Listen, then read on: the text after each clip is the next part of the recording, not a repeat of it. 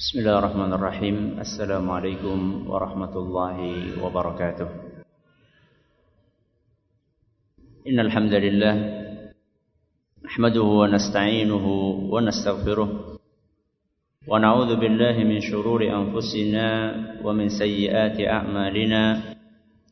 May yahdihillahu fala mudilla lahu wa may yudlil fala hadiya lahu. وأشهد أن لا إله إلا الله وحده لا شريك له وأشهد أن محمدا عبده ورسوله يا أيها الذين آمنوا اتقوا الله حق تقاته ولا تموتن إلا وأنتم مسلمون يا أيها الناس اتقوا ربكم الذي خلقكم من نفس واحدة وخلق منها زوجها وبث منهما رجالا كثيرا ونساء واتقوا الله الذي تساءلون به والأرحام إن الله كان عليكم رقيبا يا أيها الذين آمنوا اتقوا الله وقولوا قولا سديدا يصلح لكم أعمالكم ويغفر لكم ذنوبكم ومن يطع الله ورسوله فقد فاز فوزا عظيما أما بعد فإن أصدق الحديث كتاب الله وخير الهدي هدي محمد صلى الله عليه وسلم وشر الأمور محدثاتها وكل بدعة ضلالة. Kita panjatkan puja dan puji syukur kehadirat Allah Tabaraka wa Ta'ala.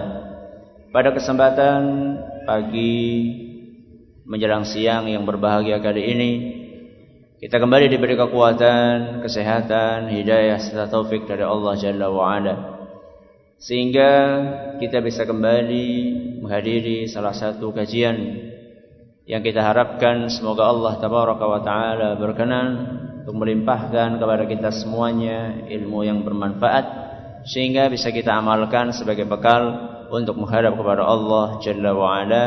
Amin ya Rabbal Alamin. Salam dan salam semoga senantiasa tercurahkan kepada junjungan kita Nabi besar Muhammad sallallahu alaihi wasallam, pada para sahabatnya, keluarganya, dan umatnya yang setia mengikuti tuntunannya hingga di akhir nanti. Para hadirin dan hadirat sekalian yang kami hormati, dan juga segenap pendengar Radio Insani 88 FM di Purbalingga, Purwokerto, Banjar, dan sekitarnya. Sebelum kita memasuki materi pada kesempatan kali ini, yaitu fikih sirah, saya ingin menyampaikan beberapa pertanyaan kepada jamaah sekalian yang bisa menjawab supaya mengangkat tangannya. Pertanyaan yang pertama, berapa jumlah putra dan putri Nabi sallallahu alaihi wasallam?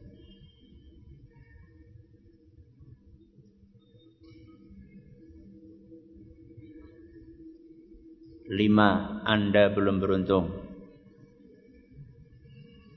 6, Anda belum beruntung. 7, nanti kalau dari 1 sampai 10 akan ketemu. Betul, 7. Alhamdulillah. Dari 7 itu yang putra berapa, yang putri berapa?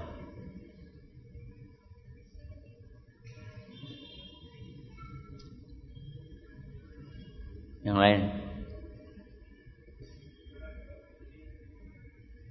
Enggak.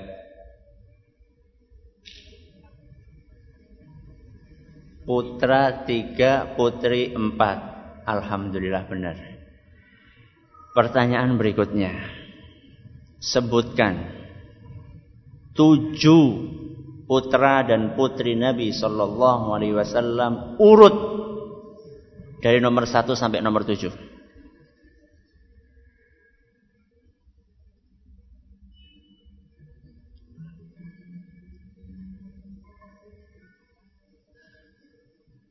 Tidak apa-apa, nyontek dikit tidak apa-apa. Terus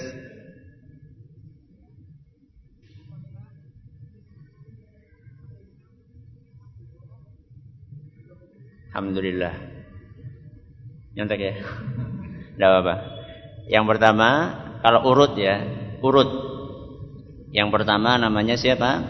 Al-Qasim. Makanya julukan Nabi, gelar atau kunyahnya adalah Abu Al-Qasim. Yang kedua Zainab. Yang ketiga Ruqayyah. Yang keempat Ummu Kulsum. Yang kelima Fatimah. Yang keenam Abdullah. Yang ketujuh Ibrahim. Yang enggak nulis, siapa yang bisa ngulangi? Kalau nulis gampang. Yang enggak nulis, siapa yang bisa ngulangi?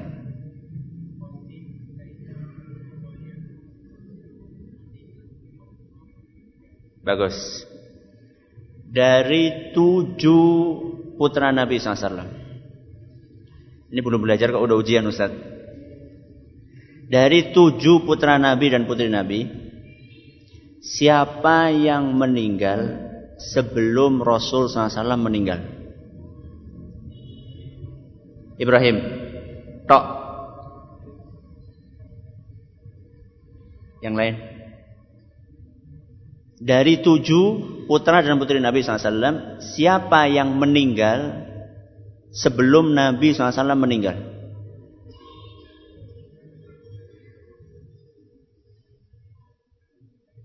Hah? Siapa? Zainab, Ibrahim dan Zainab.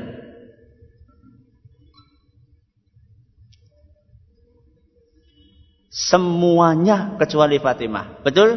Betul. Semuanya meninggal dunia sebelum Nabi SAW meninggal kecuali Fatimah. Masih ada pertanyaan? Masih ada. Dari 7 putra putri Nabi SAW, 7 itu lahir dari istri beliau yang namanya siapa?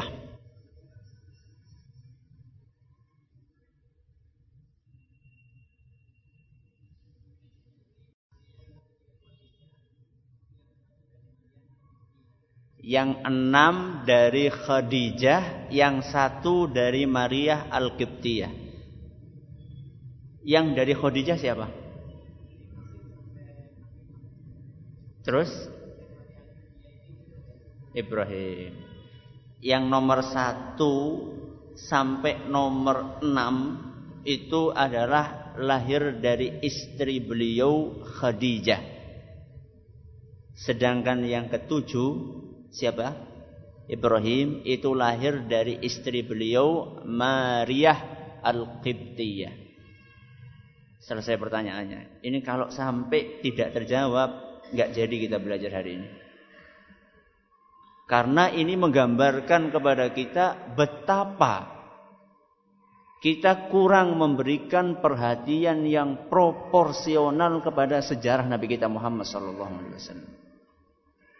Siapa di antara yang hadir di sini, termasuk yang ngomong, pernah membaca sejarah Nabi Muhammad SAW dari awal sampai akhir? Khatam sejarah Nabi SAW. Ngacung. Siapa di antara jamaah sekalian yang sudah khatam baca komik Koping Ho? Tidak ada? Malu ini. Kayaknya ada ini.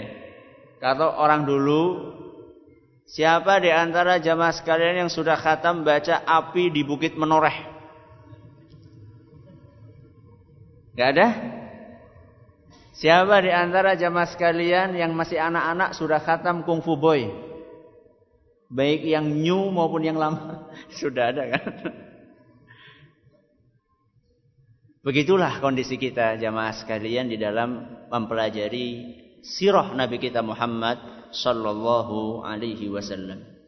Pertama, ketika kita memberi judul fikih sirah Nabi, tentu kita perlu mengetahui terlebih dahulu apa yang dimaksud dengan sirah Nabi sallallahu alaihi wasallam. Bacanya itu bukan sirah. Nanti dikira sirah yang berarti apa? Kepala. Ini bacanya adalah sirah. Ya. Sirah Nabi sallallahu alaihi wasallam adalah perjalanan hidup Nabi kita Muhammad sallallahu alaihi wasallam mulai dari sejak lahir sampai wafat. Masih ditambah dengan berbagai kejadian yang berkenaan dengannya. Ini yang dimaksud dengan sirah Nabi sallallahu alaihi wasallam. Karena definisinya panjang, makanya diringkas dengan kata sirah Nabi sallallahu alaihi wasallam.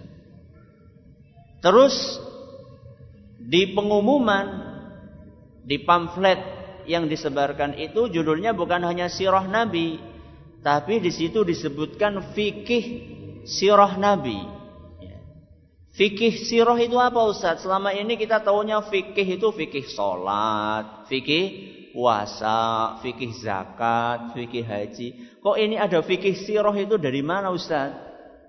Dan apa maksudnya? Fikih sirah itu bukan hanya sekedar belajar sirah saja. Kalau sekedar belajar sirah saja, mungkin kita hanya belajar tentang tahun, tentang tanggal, tentang nama, tentang tempat, nama orang, nama tempat, kejadian apa, jumlahnya sekian yang perang, pasukan kaum musyrikin sekian, pasukan kaum muslimin sekian. Ini baru belajar tentang sirah secara dasar. Dan ini belum cukup bagi seorang muslim. Seorang muslim dia tertuntut untuk mempelajari sejarah nabinya sallallahu alaihi wasallam, bukan hanya sekedar mempelajari tahun, nama, tempat dan seterusnya.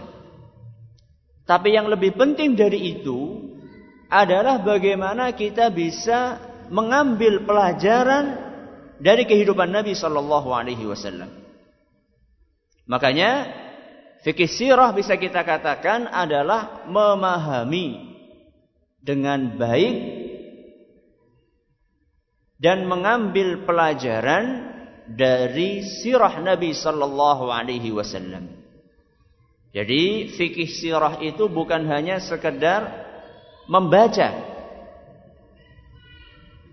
ritual atau rutinitas yang terjadi pada zaman Nabi SAW, tapi kita berusaha untuk mengambil pelajarannya. Setelah diambil pelajarannya, untuk kita aplikasikan dalam kehidupan sehari-hari, sehingga betul-betul kehidupan kita itu diwarnai dengan warna yang ada dalam kehidupan Nabi sallallahu alaihi wasallam. Karena kenyataannya masih banyak di antara kaum muslimin yang mereka membaca sejarah Nabi sallallahu alaihi wasallam, maaf, seperti membaca mantra. Membaca apa? Mantra. Pernah saya pas enggak saya bawa, saya pernah lihat video di daerah luar Jawa di sana, di salah satu kota di Sumatera. Dalam satu malam mereka mengkhatamkan membaca sejarah Nabi sallallahu alaihi wasallam, tapi enggak tahu apa yang mereka baca. Hanya sekedar seperti orang membaca mantra yang tidak difahami artinya, kemudian keras-kerasan suara. Sayang saya qadarullah enggak terbawa ya. Kalau terbawa itu bisa antum lihat bagaimana orang-orang itu banyak sekali di antara mereka yang membaca sejarah hanya seperti membaca mantra-mantra yang tidak dipahami artinya. Itu pun dibaca cuma setahun sekali. Memang sangat mengenaskan di tengah gempuran budaya barat, masih banyak di antara kaum muslimin yang seperti itu terhadap sejarah nabinya Muhammad sallallahu alaihi wasallam. Berikutnya, mengapa kita mempelajari sirah Nabi sallallahu alaihi wasallam? Mengapa coba? Ada yang tahu? Mengapa kita mempelajari sirah Nabi SAW? Loh, antum di sini datang ke sini buat apa? Mengapa kita belajar sirah Nabi? Apa? Untuk mengikuti apa? Mengikuti jejak hidup Nabi SAW. Ada yang lain? Cuma satu saja alasannya?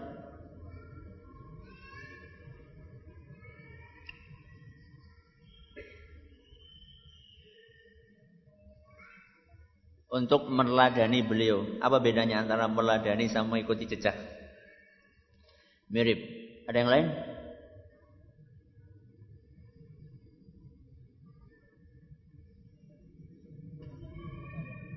Menambah pengetahuan. Terus kalau sudah tahu, cuma untuk nambah pengetahuan saja. Yang lain?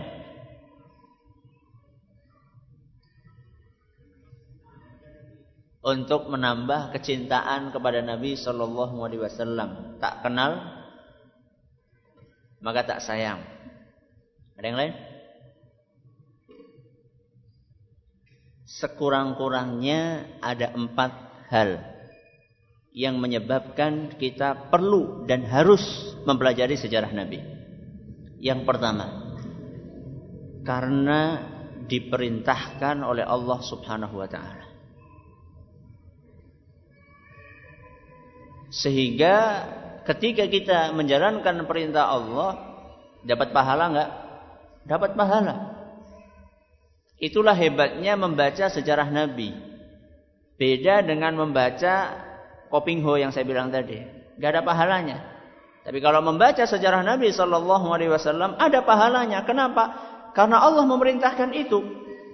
Di mana Ustaz Allah memerintahkannya? Ada dalam Al-Quran surat Al-Ahzab ayat 21. Surat Al-Ahzab ayat 21. Siapa yang hafal?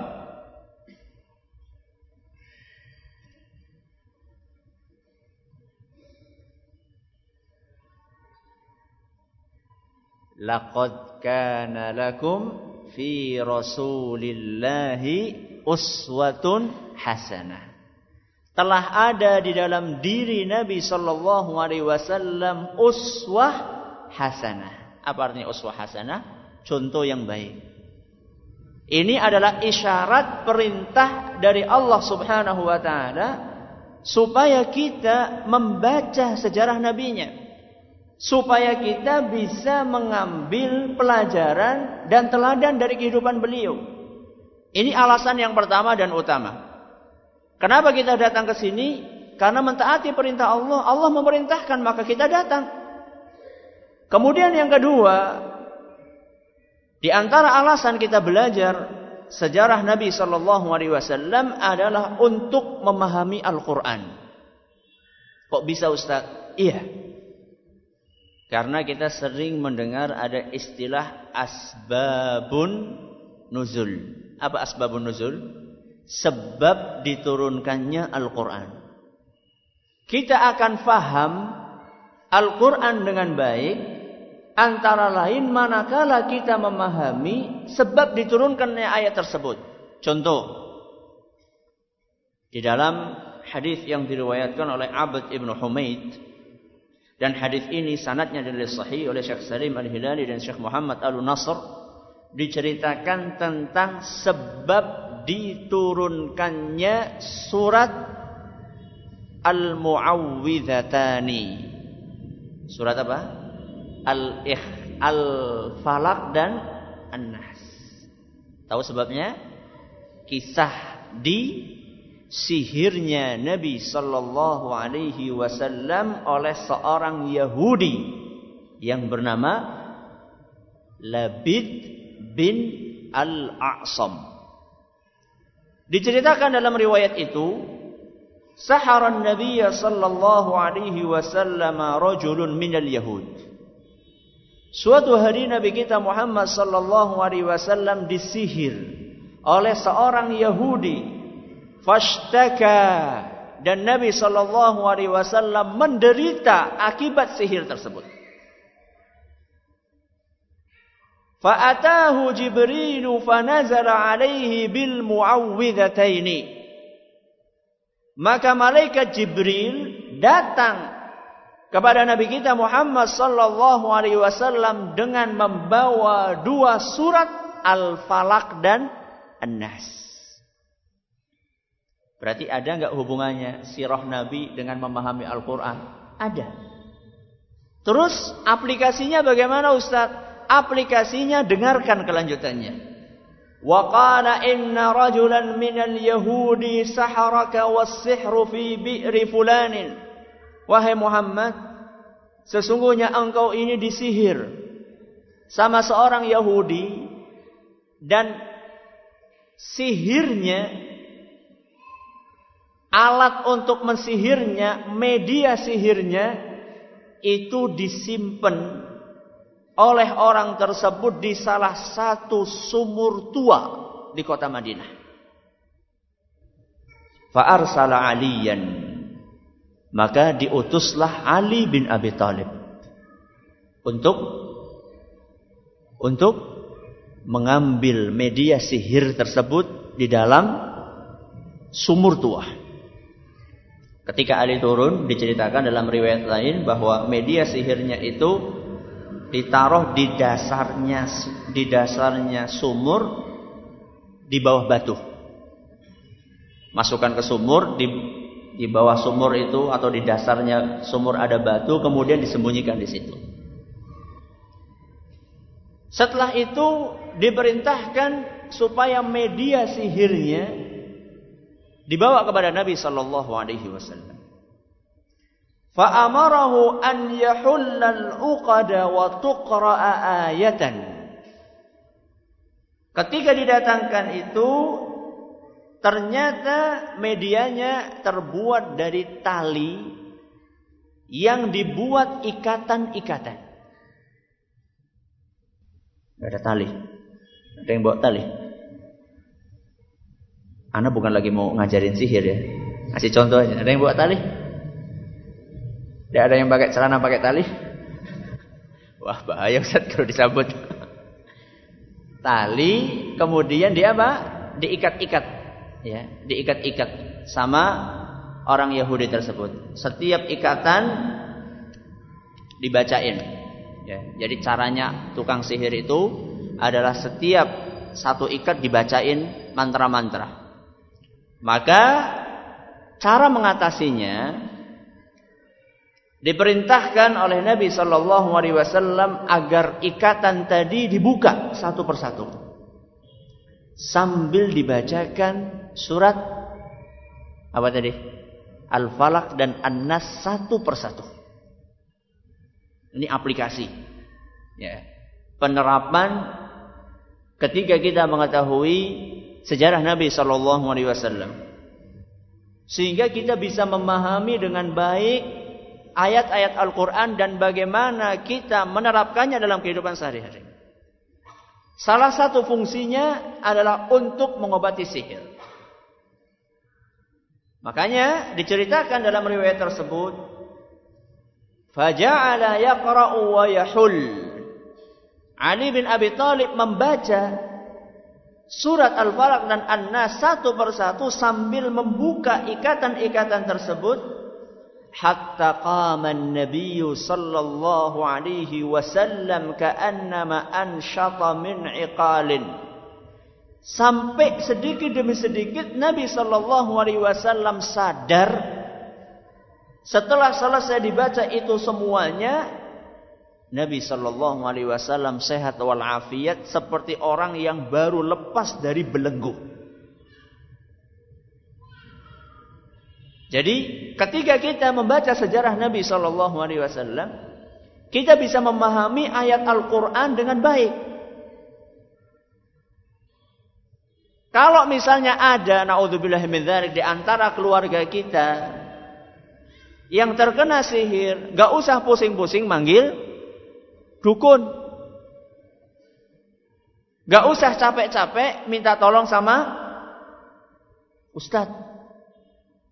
Siapa yang suruh bacain Ustaz? Ya antum. Ustaz, nek balik mengyong kepriye engko Ustaz? Ya mulane siap-siap. Siap-siap dengan mempersiapkan diri membaca zikir pagi dan sore yang diajarkan oleh Nabi sallallahu alaihi wasallam. Ada cerita seorang syekh yang mengobati orang kena sihir. Kemudian jinnya memberi syarat. Setelah dibacakan Al-Quran, gak mau keluar-keluar karena tidak tahan. Akhirnya jinnya memberi syarat. Iya, saya mau keluar, tapi syaratnya setelah saya keluar dari tubuh orang ini, saya mau masuk ke tubuhmu. Tubuhnya siapa? Syekhnya. Apa kata syekhnya? Monggo. Silakan. Begitu keluar mau masuk, gak jadi, nangis akhirnya. Jinnya nangis. Loh, suruh masuk malah nangis. Sudah dipersilahkan malah nangis. Gak bisa masuk saya. Loh, kenapa gak bisa masuk? Tadi pagi engkau membaca La ilaha illallah wahdahu la syarikalah lahul mulku wa lahul hamdu wa huwa ala kulli syai'in qadir 100 kali. Berapa? 100 kali. Siapa yang tadi pagi baca 100 kali? Apa? Takut riak ya? Atau malah enggak baca memang? Ini adalah sebab yang kedua. Sebab yang ketiga, mengapa kita perlu belajar sirah Nabi sallallahu alaihi wasallam adalah agar kita bisa meneladani beliau dengan baik. Agar kita bisa meneladani beliau Nabi kita Muhammad sallallahu alaihi wasallam dengan baik. Karena Nabi kita Muhammad sallallahu alaihi wasallam di dalam kehidupannya tercakup kepribadian yang sempurna. Kalau orang pengen jadi bapak yang baik, contohlah siapa? Nabi SAW. Pengen jadi anak yang baik, contohlah Nabi SAW. Pengen jadi suami yang baik, contohlah Nabi SAW. Pengen jadi tetangga yang baik, contohlah Nabi SAW. Pengen jadi pemimpin yang baik, contohlah Nabi SAW. Pengen jadi guru yang baik, contohlah Nabi SAW. Pengen jadi panglima perang yang baik, contohlah Nabi SAW. Pokoknya kalau pengen baik, contoh Nabi SAW. Kalau pengen menjadi hamba yang baik, yang punya hubungan yang baik dengan Allah, contohlah Nabi SAW. Ada sebuah buku menarik. Judulnya Al-Islamu wa Nabiyul Islam. Artinya agama Islam dan nabinya orang Islam. Siapa nabinya orang Islam? Nabi kita Muhammad SAW. Ditulis oleh Syekh Muhammad bin Rizq Tarhuni. Di mukadimah buku ini, beliau menjelaskan berbagai kepribadian Nabi SAW dari sekian banyak sisi. Saya akan contohkan di sini beberapa contoh. Pertama, contoh kepribadian Nabi SAW yang baik manakala berhubungan dengan Allah Tabaraka wa Ta'ala. Diceritakan oleh Aisyah radhiyallahu anha, kana Rasulullah sallallahu alaihi wasallam idza shalla qama hatta tafattara rijlahu. Bahwasanya Nabi kita Muhammad sallallahu alaihi wasallam kalau salat malam, maka beliau salat sampai kedua kakinya bengkak. Saking lamanya beliau berdiri. Bisa dibayangkan lamanya karena beliau dalam satu rakaat bisa membaca surat Al-Baqarah suratannya. Suratannya apa? Surat Al-Baqarah. Ngacung. Aku enggak ngacung. Yang pernah sholat malam suratannya Al-Baqarah. Pernah Ustaz? Allahu la ilaha illa huwal hayyul qayyum. Iya, itu satu ayat dalam surat Al-Baqarah. Oh, anak pernah Ustaz. Apa? Alif Lam Mim. Allahu Akbar. Duh. Cepat teman surat Al-Baqarah. Ya. Bukan itu. Nabi kita Muhammad SAW dari ayat pertama sampai ayat terakhir. Berapa panjangnya surat Al-Baqarah? 2 juz setengah. Dan itu masih ditambah dengan surat sesudahnya. Apa? Habis Al-Baqarah apa? Ali Imran. Habis Ali Imran? Al-Maidah. Habis Al-Maidah? An-Nisa. Benar itu urutannya. Itu dalam 2 rakaat atau 1 rakaat beliau baca suratannya itu. Kalau saya sama jenengan, apa suratannya? Maaf, dalam tanda kutip trio kul. Qul huwallahu ahad, qul a'udzu birabbil falaq, qul a'udzu birabbin nas. Kenapa kok baca itu?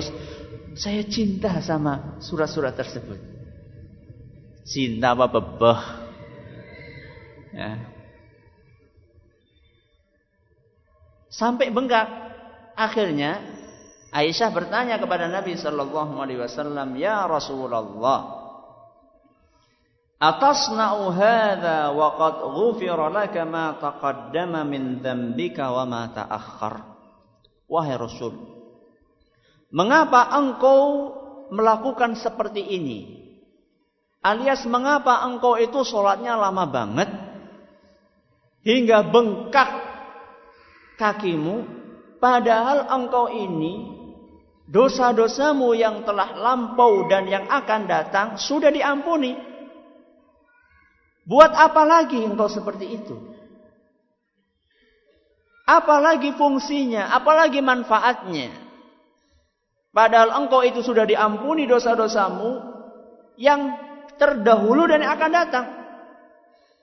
Dan sudah pasti masuk surga. Apa jawaban Nabi SAW memberikan pelajaran kepada kita? Bagaimana seharusnya seorang hamba menghambakan dirinya kepada Allah. Kata Nabi SAW, "Ya Aisyatu, afala akunu 'abdan syakura?" Wahai Aisyah, apakah tidak pantas seandainya aku menjadi hamba yang pintar bersyukur? Jadi Nabi SAW ingin mengekspresikan rasa syukur beliau kepada Allah Tabaraka wa Ta'ala. Coba seandainya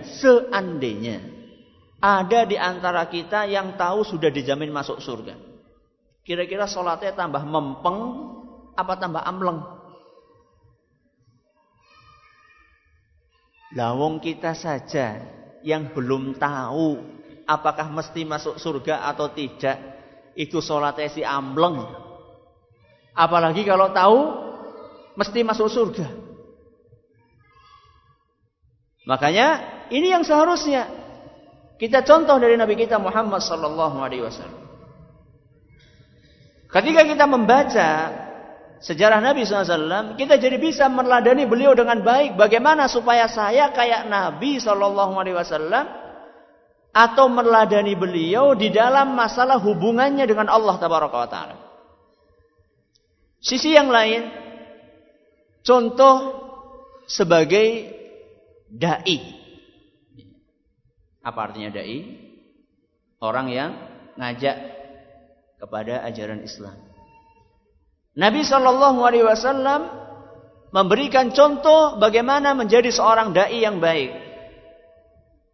Antara lain ketika beliau SAW mengorbankan hartanya untuk memberikan hidayah kepada orang yang lain. Diceritakan dalam Sahih Muslim bagaimana Nabi SAW berjuang mengajak seorang tokoh pembesar musyrikin saat itu yang bernama Safwan bin Umayyah. Siapa namanya? Safwan bin Umayyah. Safwan bin Umayyah adalah seorang tokoh besar. Dan kalau ini masuk Islam, diharapkan nanti di belakangnya akan banyak orang yang masuk dalam agama Islam. Akhirnya Nabi SAW melakukan pendekatan materi. Dikasihlah Safwan bin Umayyah 100 ekor unta. Berapa? 100 ekor unta. Kalau 1 ekor unta harganya seperti sapi. Sapi berapa? Berapa?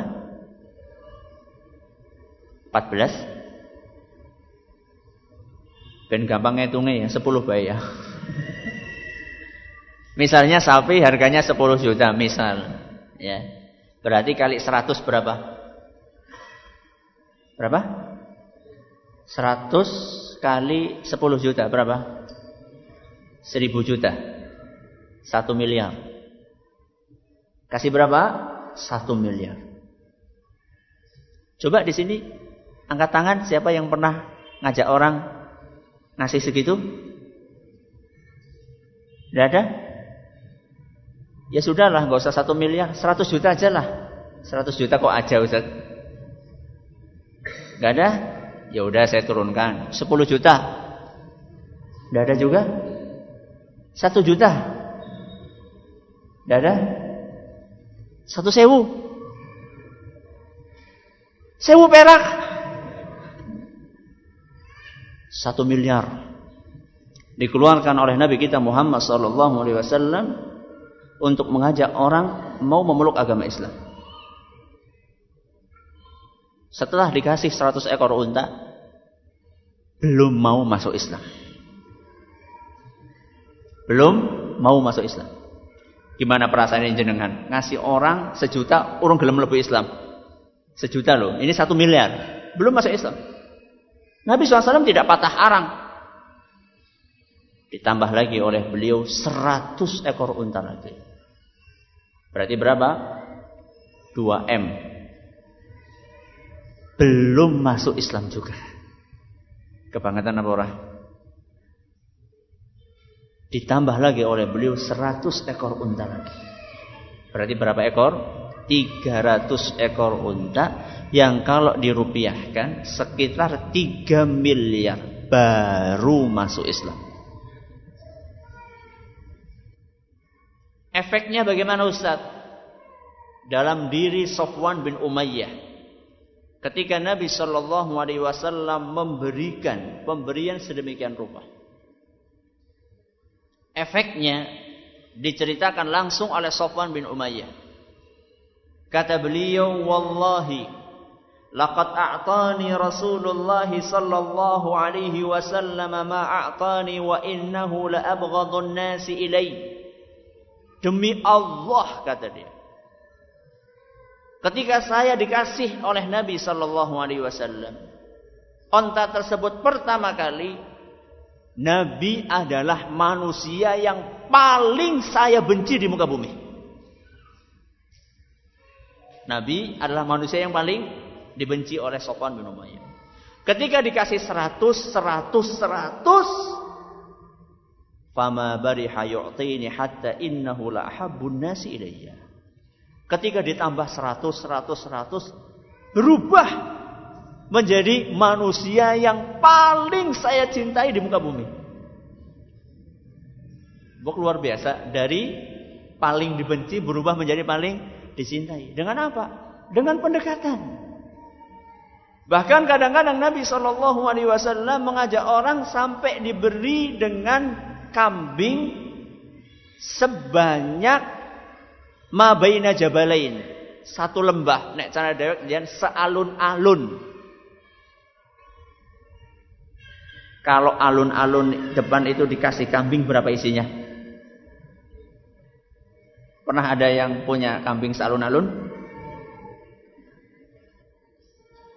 Dikasihkan semuanya sama 1 orang. Akhirnya orang tersebut lari terbirit-birit pulang ke kaumnya.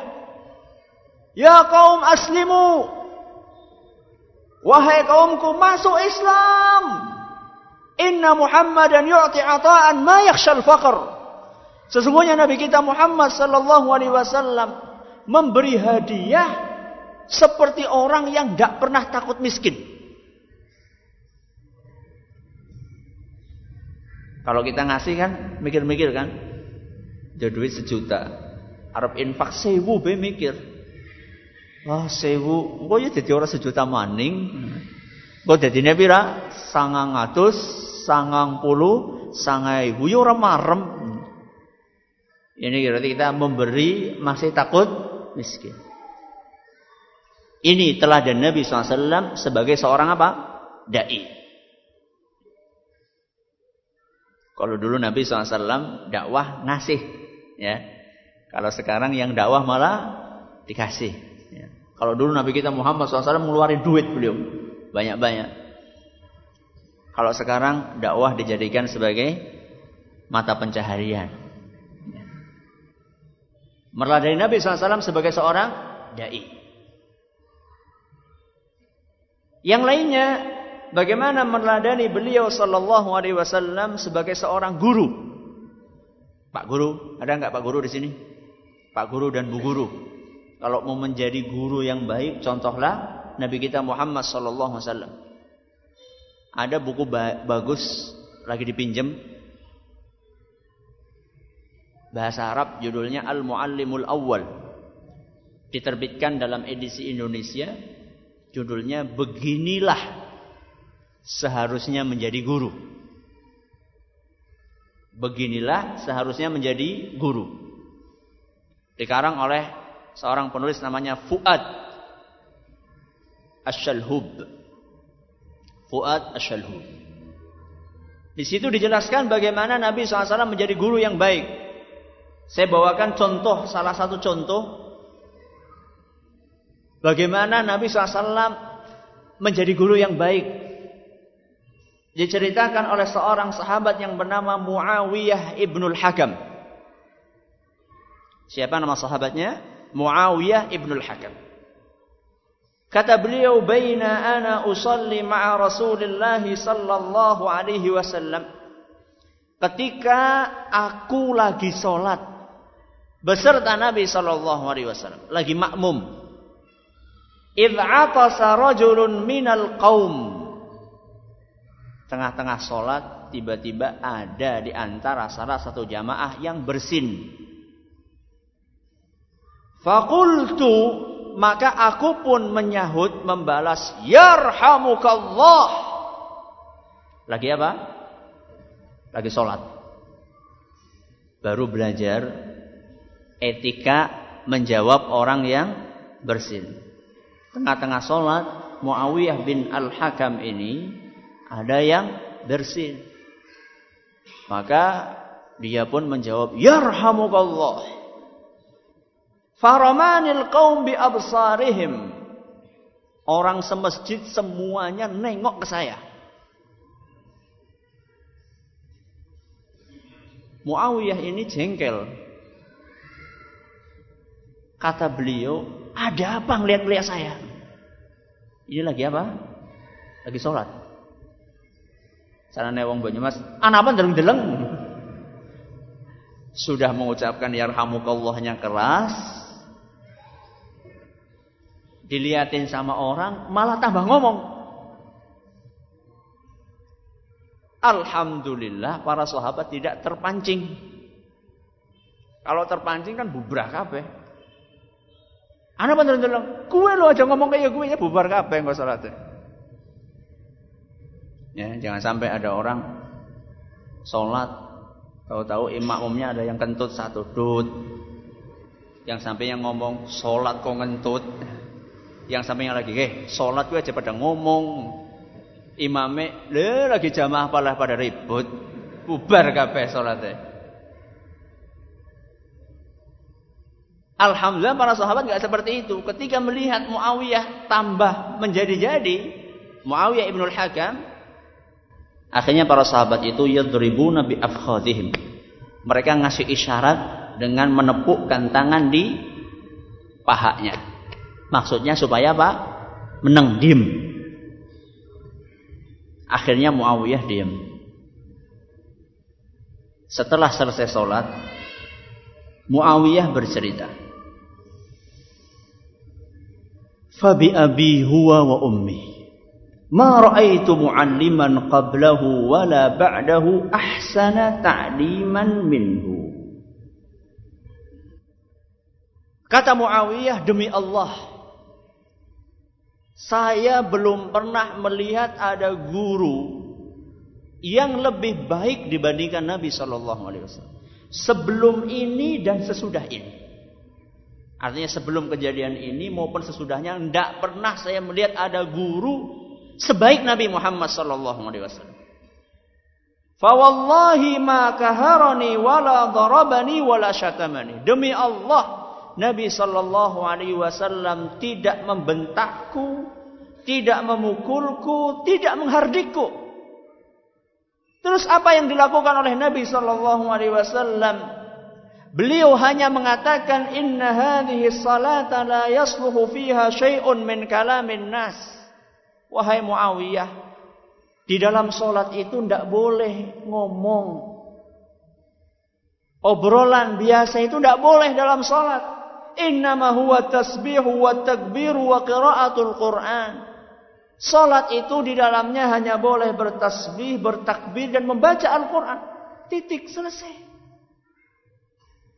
Coba bayangkan, kalau misalnya kejadian itu di sini, saya yakin habis sholat itu langsung pada ngadeg kabeh, ndi mau sing ngomong. Nabi SAW memberikan contoh bagaimana seharusnya menjadi seorang guru ketika berhadapan apalagi dengan orang yang masih tidak tahu. Ini Muawiyah ini kan kira-kira tahu atau tidak? Tidak tahu. Kalau tahu ngapain dia ngomong? Tidak tahu Muawiyah. Makanya Nabi SAW menyikapinya dengan sikap yang begitu lembutnya. Begitulah seharusnya seorang guru. Anak SD pacaran, gurunya sudah langsung keluarkan. Bisa jadi dia tidak tahu anak tersebut kalau pacaran itu tidak boleh. Maka diajari terlebih dahulu bagaimana batasan-batasan hubungan antara laki-laki dan perempuan di dalam agama kita. Ini sebagai seorang dai, sebagai seorang guru. Berikutnya, Nabi kita Muhammad SAW sebagai seorang pemimpin, sekaligus teman buat rakyatnya. Pemimpin sekaligus teman. Memberikan pelajaran kepada kita bagaimana seharusnya pemimpin menyikapi rakyatnya. Nabi kita SAW diceritakan oleh Anas ibnu Malik, anna imra'atan kana fi aqliha syai'. Di kota Madinah dahulu ada seorang wanita yang ada sesuatu di otaknya. Apa maksudnya? Ada sesuatu di otaknya. Apa maksudnya? Ini bahasa lembut dari ungkapan halus dari, paham? Ungkapan halus dari wanita ini kurang waras. Faqalat ya Rasulullah inna li ilaika hajatan. Wanita yang kurang waras itu suatu hari datang kepada Nabi, ya Rasulullah, saya punya keperluan penting sama kamu. Coba kalau misalnya jenengan lagi jalan, tahu-tahu dipanggil sama orang gila. Apa yang dilakukan? Apa? Lari kan? Iya. Padahal kan belum tentu dia mau mukul. Bisa jadi dia mau nanya apa, misalnya dia baca koran misalnya nggak paham, Mas ini siapa? Gitu. Mungkin enggak? Mungkin. Lihat bagaimana Nabi SAW sebagai seorang pemimpin, sekaligus sebagai teman untuk rakyatnya. Kata Nabi SAW, ya umma fulanin unzuri ayyassikaki syi'ti hatta aqdiya laki hajataki. Wahai fulanah, ummu fulan, kamu cari saja di jalan mana di kota Madinah ini yang kamu pengen bicara sama saya sehingga saya bisa menyelesaikan problematika yang kamu hadapi. Jadi Nabi SAW itu bukan hanya mendengarkan keluhan dari wanita yang kurang waras itu di situ. Bahkan Nabi SAW menawarkan, kamu pengen ngomong sama saya di mana? Silakan. Fakhala ma'aha fi ba'di turuki hatta faragat min hajatiha. Akhirnya Nabi SAW mengikuti, membuntuti wanita tersebut. Kamu pengennya ngomong di mana? Oh, saya pengennya ngomong di jalan sana. Ayo. Datang Nabi SAW bersama beliau. Kemudian mendengarkan apa yang disampaikan oleh wanita tersebut sampai selesai urusannya. Hadis riwayat Muslim. Beginilah seharusnya seorang pemimpin terhadap rakyatnya. Termasuk kalau zaman sekarang mungkin semacam kepala sekolah kepada murid-muridnya. Coba bayangkan misalnya ada sebuah sekolahan kedatangan tamu. Bupati atau menteri. Nah, kepala sekolahnya itu lagi jalan sama bupati tersebut. Tahu-tahu ada siswanya yang masih, Pak Guru, Pak Guru. Kira-kira ditanggapi apa enggak? Ditanggapi enggak? Hah? Yakin 100%. Apa? Disetrap setelah selesai pertemuan. Ngapa ceruk-ceruk? Ini padahal mungkin siswa dia, mungkin ya pertanyaannya suatu hal yang remeh. Tapi Nabi kita Muhammad SAW memberikan contoh seorang pemimpin yang sangat peduli kepada rakyatnya. Ini sebagai seorang pemimpin. Contoh yang lainnya, sebagai seorang suami. Sebagai seorang suami yang baik, Nabi kita Muhammad SAW mencontohkan dalam sebuah hadis yang diriwayatkan oleh Imam An-Nasa'i dalam Al-Kubra dan sanadnya dinilai sahih oleh Imam Ibnu Hajar Al-Asqalani, kata Aisyah radhiyallahu anha, pada suatu hari ada anak-anak Habasyah. Anak-anak Habasyah. Habasyah itu adalah negeri di Afrika yang sekarang namanya Ethiopia. Ada anak-anak Habasyah yang lagi bermain-main. Maka Aisyah radhiyallahu anha ditawari oleh Nabi sallallahu alaihi wasallam, "Ya Humaira, atuhibbina an tanzuri ilaihim?" Apakah engkau pengin nonton anak-anak yang lagi main-main tersebut? Faqalat na'am.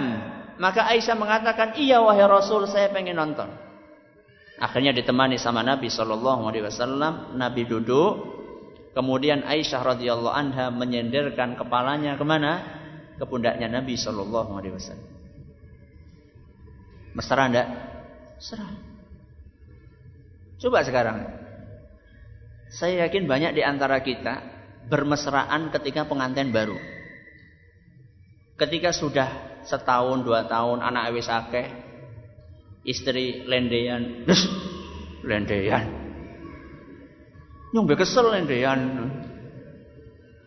Lihat Nabi kita Muhammad SAW mencontohkan bagaimana menjadi seorang suami yang baik. Ya. Aisyah radhiyallahu anha menyandarkan kepalanya. Setelah sekian lama, Nabi SAW bertanya kepada Aisyah, hasbuki, gimana Aisyah? Sudah cukup apa belum? Artinya nontonnya sudah cukup atau belum? Apa kata Aisyah? La ta'jal ya Rasulullah. Belum. Saya masih belum wahai Nabi, belum. Akhirnya Nabi SAW duduk lagi. Ini Aisyah tetap di sini. Sudah agak lama lagi Nabi bertanya, gimana Aisyah? Sudah selesai belum? Belum wahai Nabi, belum. Sabar Nabi SAW. Ditunggu.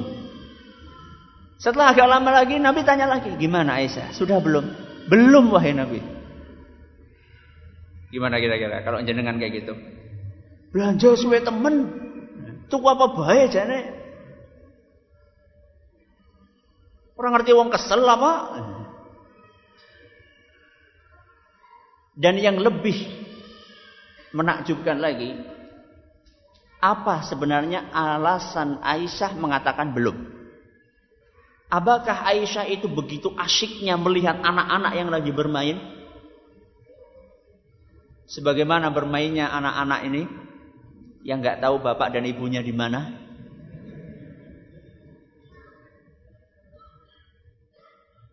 Apakah Aisyah itu saking asyiknya melihat anak-anak yang sedang bermain sehingga beliau mengatakan belum wahai Nabi, belum, sampai diulangi 3 kali Nabi mengatakan sudah belum Aisyah, belum wahai Nabi, jangan buru-buru, belum. Apakah itu alasannya Aisyah?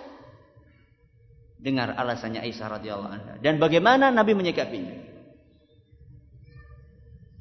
Kata Aisyah radhiyallahu anha, wa mali hubbun nadhari ilaihim walakinni ahbabtu an yablugha nisaa maqamahu li wa makani minhum.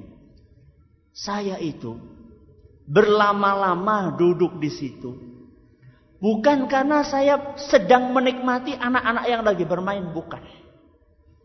Tapi saya ingin menunjukkan kepada istri-istri Nabi yang lain bagaimana kedudukan saya di sisi Nabi sallallahu alaihi wasallam dan bagaimana Nabi sallallahu alaihi wasallam mencintai saya. Nabi tahu enggak maksudnya Aisyah? Tahu. Tapi Nabi SAW tidak marah. Sabarnya Nabi SAW sedemikian rupa. Coba sekarang bagaimana sabarnya kita kepada istri-istri kita? Nitip nitip itu keluar rumah. Dela-dela nitip. Loh, kalau nggak nitip sama jenengan, nitip sama siapa? Ya. Kesabaran Nabi sebagai seorang suami. Termasuk kepekaan Nabi Shallallahu Alaihi Wasallam kepada istrinya. Suatu hari Nabi Shallallahu Alaihi Wasallam dalam sebuah hadis yang diriwayatkan oleh Imam Bukhari dan Muslim berkata kepada Aisyah radhiyallahu anha, Inni la a'lamu idza kunti anni radiyatan wa idza kunti alayya ghadba. Wahai Aisyah, saya tahu persis. Saya paham kapan kamu lagi bahagia, lagi bombong, dan kapan kamu lagi jengkel sama saya. Ini Nabi SAW lagi berkata, memberitahu Aisyah, wahai Aisyah, saya paham betul kapan kamu lagi bombong, lagi senang, dan kapan kamu lagi jengkel sama saya. Aisyah penasaran, ya Rasulullah, min aina ta'rifu dzalik? Gimana kamu bisa tahu wahai Rasul suasana hati saya? Padahal Aisyah radhiyallahu anha ketika lagi bombong, ketika lagi ndak suka, tetap menjaga muka manis. Inilah bedanya antara Aisyah dengan istrinya. Istrinya siapa? Apa nggak ada bedanya? Istri jenengan kalau lagi marah senyum, masya Allah hebat kayak Aisyah. Aisyah radhiyallahu anha kalau lagi marah senyum, lagi senang senyum. Tapi Nabi SAW bisa paham kapan Aisyah senyumnya temenanan, kapan senyumnya menyembunyikan isi hatinya.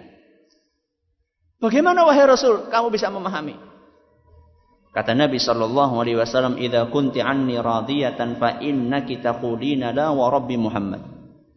Kalau kamu lagi senang, lagi bombong, kemudian kamu bersumpah, maka isi sumpahmu adalah demi Tuhannya Muhammad. Demi Tuhannya Muhammad.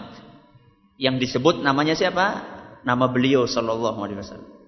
Terus kalau saya lagi jengkel gimana wahai Rasul? Kalau kamu lagi jengkel, kamu bersumpah ngomongnya demi Tuhannya Ibrahim alaihissalam. Bukan Tuhannya Muhammad, Tuhannya siapa? Ibrahim. Jengkel nggak mau menyebutkan namanya Nabi Muhammad SAW, yang disebutkan namanya Nabi Ibrahim. Tuhannya Nabi Ibrahim sama Tuhannya Nabi Muhammad sama nggak? Ya sama, Allah Subhanahu Wa Taala. Kata Aisyah, Wallahi ajal ya Rasulullah. Benar wahai Rasul. Tepat sekali wahai Rasul apa yang kamu katakan. Ya Rasulullah ma ahjuru illa ismaka. Wahai Rasul, saya tidak kuasa. Saya tidak mampu untuk meninggalkan kecuali namamu tok yang bisa saya tinggalkan wahai Rasul. Kalau saya suruh meninggalkan kamu wahai Rasul tidak mampu. Saya hanya bisa meninggalkan tidak menyebutkan namamu wahai Rasul. Itu yang bisa saya lakukan. Lihat bagaimana kepekaan Nabi kita Muhammad SAW. Ada di antara suami di zaman ini, istrinya sudah sampai cemberut, mukanya masam, masih belum paham kalau istrinya lagi marah. Oh, ingatnya lagi kesuh ya. Loh mas, saya sudah muka. Nggak tahu mau pasang muka kayak apa lagi, nggak tahu. Sudah diem terus. Orang mudeng-mudeng. Malah lagi lara untu ya. Kalau mau contoh yang baik menjadi suami, contohlah siapa? Rasulullah Sallallahu Alaihi Wasallam. Sebagai seorang bapak. Banyak sekali contohnya. Nabi SAW ketika membawa cucunya Umamah. Cucunya Umamah. Nabi SAW membawa sholat. Diceritakan bahwa beliau Sallallahu Alaihi Wasallam membawa cucunya Umamah ke masjid. Ketika sholat oleh beliau, ketika berdiri digendong sama beliau. Ketika akan rukuk diletakkan lagi. Ketika akan sujud dipegangi. Ketika akan bangkit lagi diangkat lagi, digendong oleh Nabi SAW. Perhatian yang luar biasa kepada putra-putri dan cucu-cucunya. Bedakan dengan orang tua di zaman kita ini. Bagus. Membawa anak ke masjid itu bagus. Membawa anak ngaji itu bagus. Tapi mbok yao, jangan dibiarkan seperti ini. Ini tidak sesuai dengan tuntunan Rasul Sallallahu Alaihi Wasallam. Ya. Alhamdulillah saya nggak nyuruh supaya ngacung bapaknya ini. Besok-besok jangan diulangi seperti ini. Karena hampir setiap kali pengajian, masjid ini menjadi tempat untuk maraton, untuk lomba lari. Ya, alhamdulillah nggak ada yang bawa bola tadi. Nabi Shallallahu Alaihi Wasallam perhatian kepada anaknya, perhatian Nabi kepada anaknya bukan hanya dengan membawa anak itu ke masjid, tapi juga memperhatikan anak tersebut. Dan sebelum berangkat ke masjid sudah diajari. Oh, masa Ustaz nggak boleh bawa anak? Bukan nggak boleh, diajari dulu sebelum berangkat ke masjid. Apa etikanya berada di dalam masjid? Banyak di antara kita modalnya modal bonek. Apa bonek? Bondo nekat. Nah, yang penting wis bisa melaku ya ke masjid bae. Penting orang ngompol. Bukan sing penting orang ngompol. Sing penting aja berbegi kancane itu. Ya orang ngompol tidak, iya bagus, gak ngompol. Masih tambah lagi, jangan mengganggu yang lainnya. Saya saja kadang-kadang kalau ceramah kayak gini ada anak-anak lari itu langsung buyar itu kadang-kadang itu. Ngomong apa bagi ya pelajaran. Ya. Kalau mau jadi bapak yang baik, orang tua yang baik, contohlah Nabi kita Muhammad Sallallahu Alaihi Wasallam. Kasih sayang beliau kepada anak-anaknya. Diceritakan bahwa Nabi Sallallahu Alaihi Wasallam itu mencium Hasan dan Husain, memeluknya, mendekapnya. Banyak di antara para orang tua di zaman kita ini yang mencium anaknya itu mungkin tidak pernah. Dia pikir dengan seperti itu tuh akan kelihatan jantannya. Laki banget gitu. Jadi dipikir kalau jalan anaknya dibiarin di belakang, jalannya bapak, wah, Dipikirnya kalau kayak gitu tuh menjadi betul-betul laki-laki sejati gitu ya. Enggak. Nabi SAW mencontohkan sebagaimana diceritakan dalam sebuah hadis yang diriwayatkan oleh Imam Bukhari dan Muslim. Kisah ini diceritakan oleh Abu Hurairah radhiyallahu anhu bahwa Nabi SAW suatu hari mencium Al-Hasan bin Ali, cucunya. Dan saat itu ada seorang sahabat di samping beliau namanya Al-Aqra' bin Habis. Al-Aqra' bin Habis lagi duduk di samping beliau. Ketika melihat Nabi SAW mencium anak kecil, yaitu cucunya, maka Al-Aqra' berkomentar, "Ya Rasulullah, inna li 'asharatan minal waladi ma qabbaltu minhum ahadan." Wahai Rasul, saya ini, kata Al-Aqra', punya anak 10. Satu pun gak pernah saya cium. Satu pun gak pernah saya cium.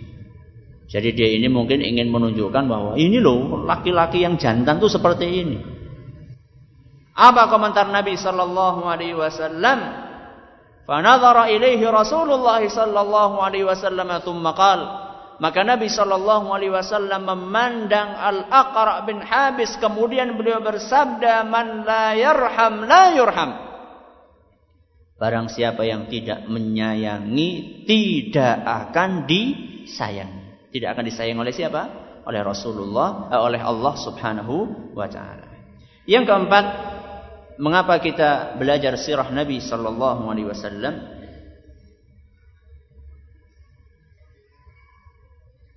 Untuk memahami ilmu-ilmu yang lainnya. Ketika kita belajar sirah Nabi sallallahu alaihi wasallam, kita bisa belajar antara lain akidah. Ketika kita belajar sirah Nabi, kita bisa belajar fikih. Ketika kita belajar sirah Nabi, kita bisa belajar akhlak. Jadi ketika kita belajar sirah Nabi, dari situ kita bisa masuk ke dalam berbagai ilmu yang lainnya. Ini kalau belajarnya fikih sirah, artinya betul-betul dikaji dengan dalam. Dan ini yang kita harapkan, insya Allah kita akan berusaha seperti itu, semampu yang bisa kita lakukan. Akidah misalnya, ketika kita belajar sirah Nabi tentang detik-detik akhir hidup Nabi sallallahu alaihi wasallam. Dalam hadis riwayat Bukhari, Aisyah radhiyallahu anha bercerita, "Lamma nazala bi Rasulillah sallallahu alaihi wasallam tafiqa yatrahu khamisatan lahu ala wajhihi." Ketika Nabi sallallahu alaihi wasallam dalam keadaan sekarat, menjelang wafatnya, untuk mengurangi rasa sakit dan rasa panas, maka beliau sallallahu alaihi wasallam mencelupkan kain, kemudian oleh beliau digunakan untuk mengompres kepalanya. Di tengah-tengah beliau melakukan itu, beliau bersabda, "La'natullahi 'alal yahudi wan nasara." Semoga Allah Subhanahu wa taala melaknat Yahudi dan Nasrani. Ittakhadhu qubur anbiya'ihim masajid. Karena mereka telah menjadikan kuburan-kuburan nabinya sebagai tempat salat. Apa pelajaran akidah yang bisa diambil?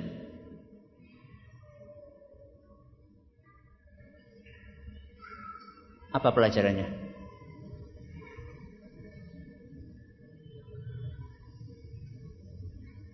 Pas? Adakah pelajaran akidah di sini? Ada. Apa? Dilarang sholat hadap kuburan. Apa itu akidah? Akidahnya di mana? Akidahnya adalah bagaimana Nabi Shallallahu Alaihi Wasallam menutup pintu rapat-rapat setiap jalan yang mengantarkan kepada kesyirikan. Di mana Ustaz syiriknya? Dawang orang sholat itu kan sholatnya lillahi ta'ala Ustaz, bukan untuk kuburan tersebut. Iya, hari ini seperti itu. Siapa yang akan menjamin besok akan tetap sholat lillahi ta'ala di hadapan kuburan? Makanya para ulama sepakat haram hukumnya sholat menghadap kuburan. Bahkan sebagian ulama mengkategorikan itu termasuk dosa besar. Alasannya kenapa? Alasannya bisa mengantarkan kepada perbuatan syirik. Jadi ketika kita mempelajari sejarah Nabi SAW, kita bisa masuk ke dalam ilmu yang lain, ilmu akidah, ilmu yang lain, ilmu fikih. Masih tentang kisahnya Nabi SAW menjelang wafatnya. Diceritakan oleh Aisyah radhiyallahu anha bahwasanya Nabi SAW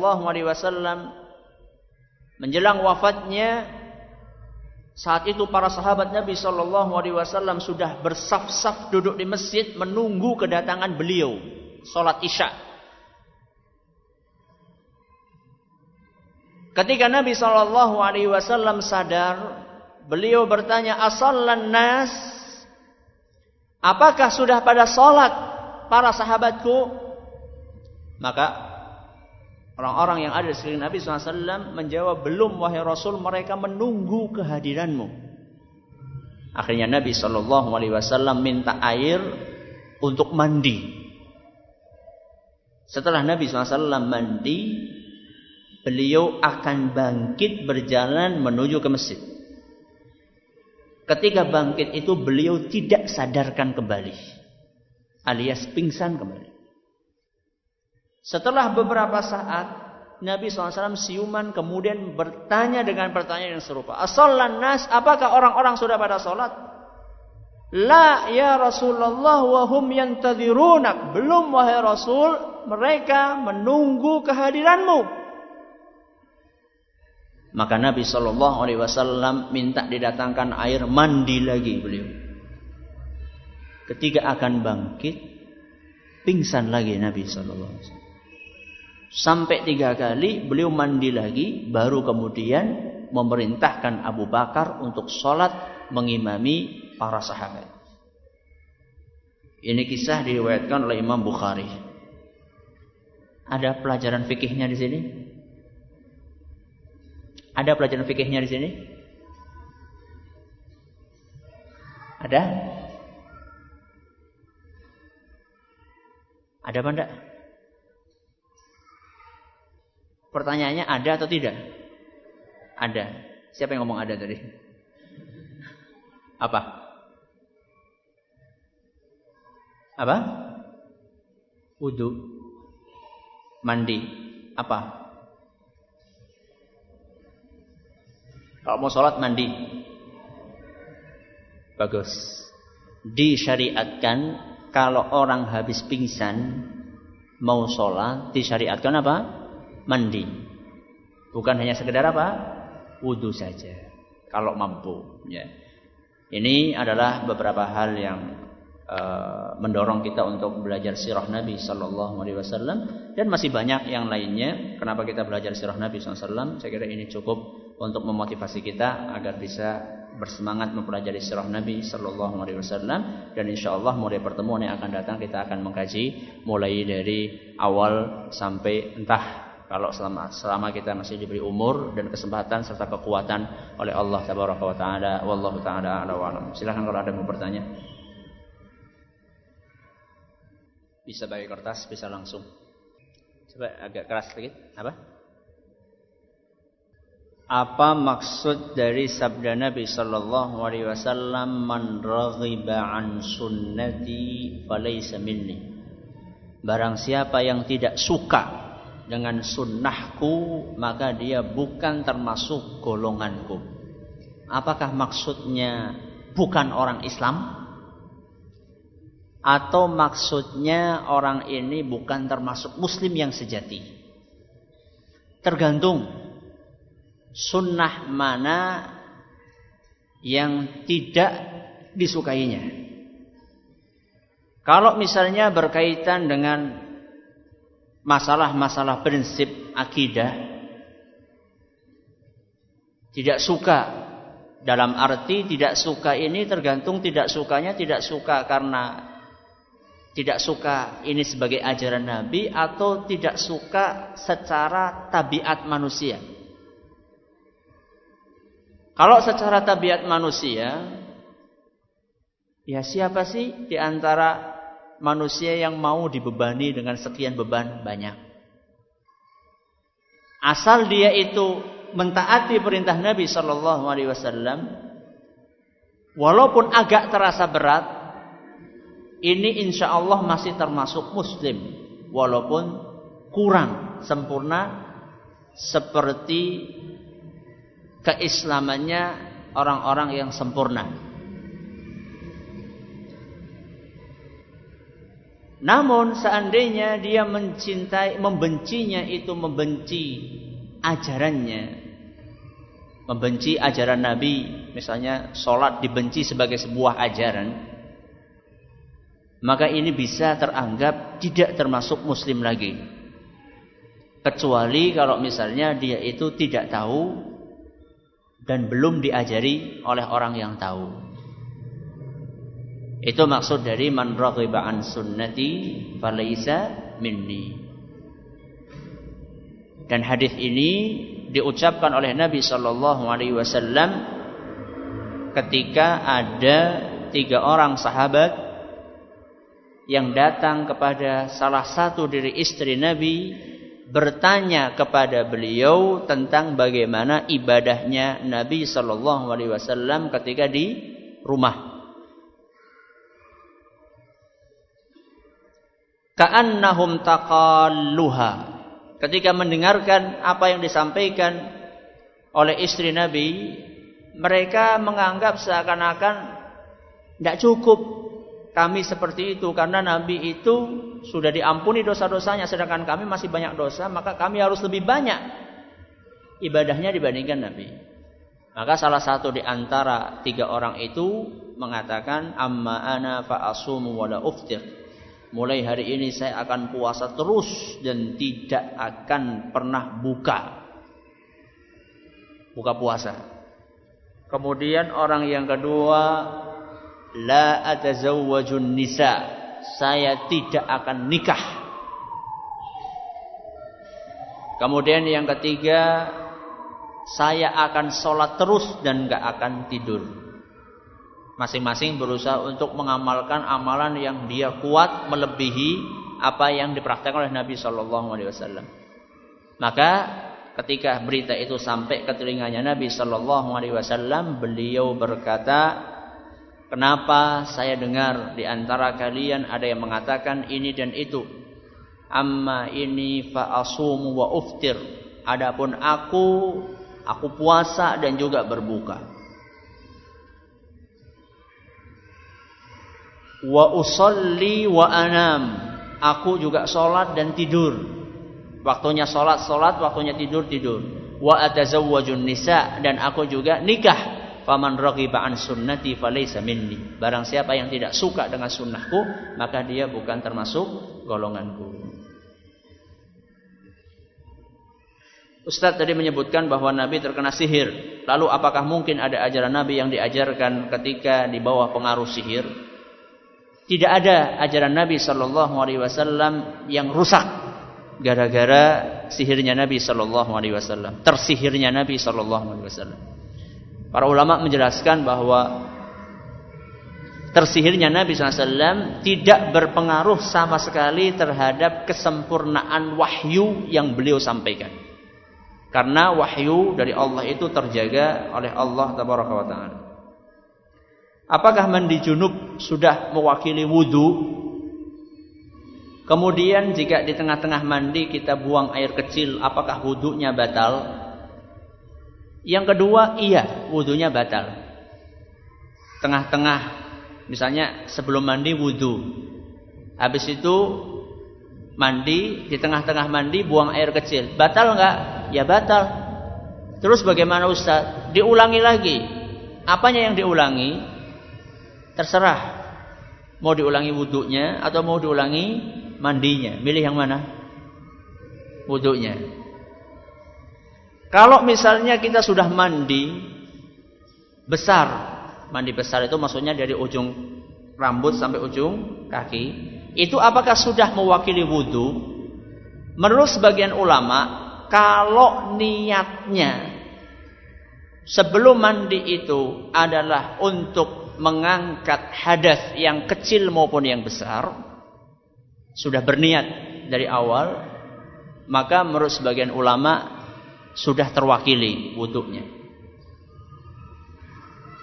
Makanya ada sebagian ulama mengatakan bahwa kalau orang mandi, yang penting semuanya basah.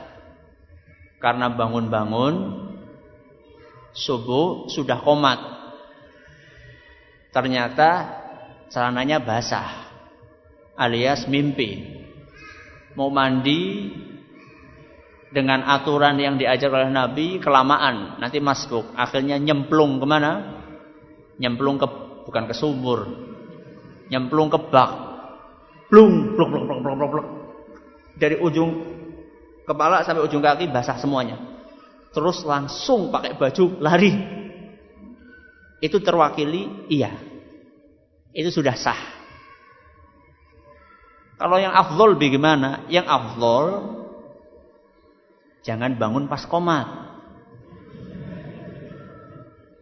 Yang afdol seberapa jam sebelum azan sudah bangun. Kemudian mandi pelan-pelan. Kalau yang sesuai dengan apa yang diajarkan oleh Nabi, itu adalah wudu terlebih dahulu. Sebelum wudu membasuh kemaluan terlebih dahulu, ya, dengan sabun dibasuh sampai bersih. Setelah itu baru wudu biasa. Setelah itu baru mandi, mulai dari kepala bagian kanan, kemudian bagian kiri keramas, baru kemudian sabunan sebelah kanan, sabunan sebelah kiri, baru selesai, sudah gak wudu lagi karena tadi sudah wudu. Kecuali kalau di awal belum wudu, maka bisa wudunya di mana? Di akhir. Itu yang sempurna. Tapi kalau sudah qomat suruh kayak gitu, wah itu bisa terlambat. Makanya tadi alternatifnya nyemplung kemana? Ke bak. Itu tidak apa-apa. Kalau mana yang lebih afdol, ya jelas lebih afdol yang tadi sampaikan. Ustaz, apabila nyuruh orang sholat dengan mengiming-imingi mendapatkan uang, itu bagaimana? Tepat atau tidak? Tadi Nabi SAW ngajak Sofwan bin Umayyah pakai apa? Bukan uang, pakai onta. Materi, pakai duit. Ya, tidak apa-apa. Tapi itu hanya stimulus awal. Jangan sampai nanti setiap hari kita menyediakan 5.000 kali 5 buat anak kita. Bi, sangu mana? Mau duhuran? Sangu. Bi, sangu, mau kemana? Asaran? Sangu. Berarti tidak berhasil itu pendidikannya. Kalau Nabi SAW setelah para sahabat itu masuk ke dalam Islam, oleh Nabi digembleng keikhlasannya. Sampai akhirnya setelah digembleng oleh Nabi SAW, dunia seisinya tidak lagi berharga di hadapan para sahabat.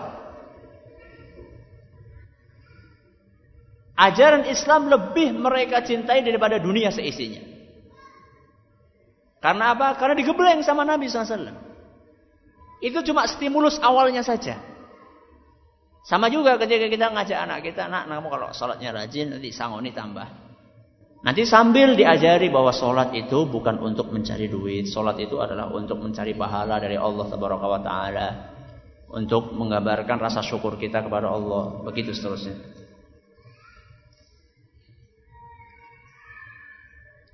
Kenapa Nabi kok bisa terkena sihir? Padahal beliau tentunya sudah zikir pagi dan petang. Siapa bilang kalau zikir pagi dan petang gak kena sihir? Itu adalah janji dari Allah Subhanahu wa Ta'ala. terkadang Allah Subhanahu wa ta'ala menghendaki sesuatu agar diambil hikmahnya. Apa hikmahnya Ustaz? Nabi terkena sihir. Hikmahnya diantaranya adalah untuk menjelaskan bahwa beliau adalah manusia biasa. Hikmah yang lainnya adalah untuk mengajarkan bagaimana cara mengobati orang yang kena sihir. Hikmah yang lainnya apa? Hikmah yang lainnya adalah untuk menjelaskan bahwasannya kita hanya bisa berusaha. Adapun yang menentukan hasil akhirnya adalah siapa? Allah. Sehingga kita tidak tergantung kepada usaha kita. Tapi kita tergantungnya kepada siapa? Allah Subhanahu wa ta'ala. Jadi ketika kita berzikir, bukan kita membawa nyong wis zikir masa hak ana wong bisa karo nyong. Kalau seperti ini berarti sombong. Kalau orang yang seperti ini jadi sangat kemungkinan kalau ada di antara kita yang seperti itu, sangat kemungkinan kita bisa terkena dari sihir tersebut. Ustaz, kalau misalnya zikir tidak zikir sama-sama punya peluang terkena sihir. Lah, mendingan dijawab, mendingan zikir apa enggak zikir? Alhamdulillah. Jangan tinggal lah. Sama-sama punya peluang mendingan enggak zikir. Ya enggak, mendingan zikir. Kenapa? Karena peluangnya lebih kecil. Makanya coba lihat anak-anak yang sekarang ada sering kesurupan massal di sekolah-sekolah. Coba tanya. Di antara yang kesurupan itu, siapa di antara mereka yang zikir? Yakin wala gokin. Ya. Bahwa mungkin nggak ada di antara mereka yang berzikir ketika pagi sore. Jangankan pagi sore, keluar rumah saja mungkin enggak. Baca bismillahi tawakkaltu 'alallahi la haula wala quwwata illa billah. Wajar seandainya terkena sihir atau terkena jin.